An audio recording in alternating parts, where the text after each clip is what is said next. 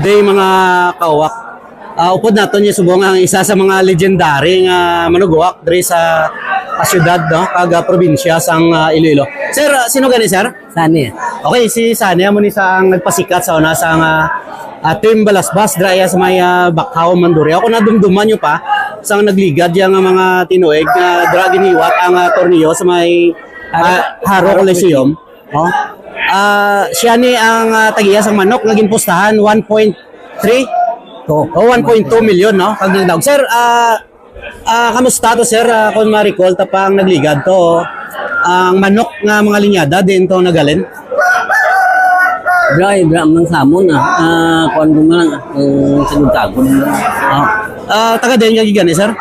Taga Saro. Haro. Balasbas. So bali ang manok to nga nagdaog sa Haro Coliseum. Ikaw gito yung nag-kondisyon kag ikaw man ang tagiya sa manok. Sang sakon pa to, ako man kondisyon pero sang taga kwa ni Buni. Ginbakalya.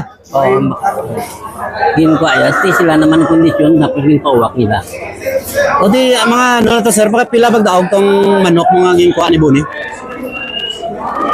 Sakon ka tatlo ka magdaog mo.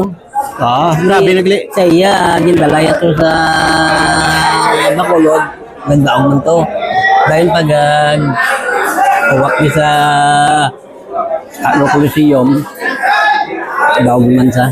Sir, ano nabatsagan mo kayang imo manok ginpostahan 1.2 million kag nagdaog gid. Nipay ko Di, tagaan pakul na yung tubunin mo. Sige sir. Sige sir, salamat gid no.